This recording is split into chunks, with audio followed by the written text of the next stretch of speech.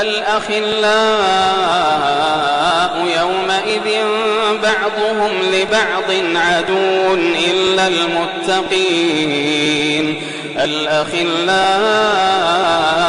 يومئذ بعضهم لبعض عدو إلا المتقين يا عباد لا خوف عليكم اليوم ولا أنتم تحزنون الذين آمنوا بآياتنا وكانوا مسلمين ادخلوا الجنة أنتم وأزواجكم تحبرون يطاف عليهم بصحاف من ذهب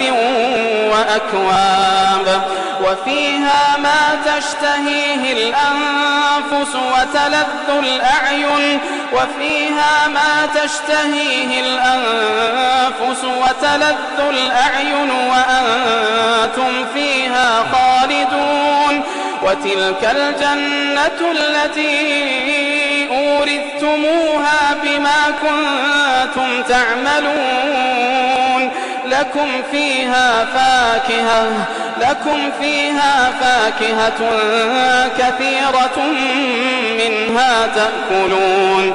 إن المجرمين في عذاب جهنم خالدون لا يفتر عنهم وهم فيه مبلسون وما ظلمناهم ولكن كانوا هم الظالمين ونادوا يا مالك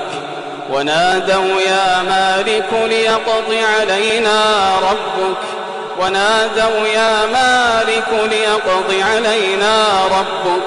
قال إنكم ماكثون لقد جئناكم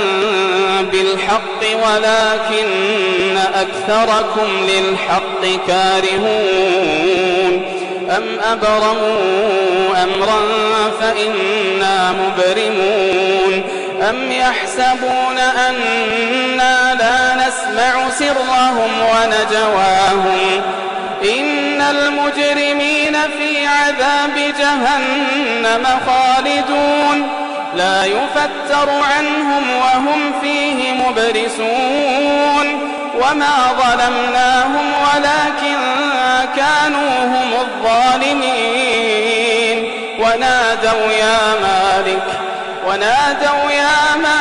ليقض علينا ربك قال إنكم ماكثون لقد جئناكم بالحق ولكن أكثركم للحق كارهون أم أبرموا أمرا فإنا مبرمون أم يحسبون أنا لا نسمع سرهم ونجواهم بلى ورسلنا لديهم يكتبون قل إن كان للرحمن ولد فأنا أول العابدين سبحان رب السماوات والأرض رب العرش عما يصفون فذرهم يخوضوا ويلعبوا حتى يلاقوا يومهم الذي يوعدون وهو الذي في السماء إله وفي الأرض إله وهو الحكيم العليم وتبارك الذي له ملك السماوات والأرض وما بينهما وعنده علم الساعة وإليه ترجعون ولا يملك الذين يدعون من دونه الشفاعة إلا من شهد بالحق وهم يعلمون ولئن سألتهم من خلقهم ليقولن الله فأنى يؤفكون وقيله يا رب إن هؤلاء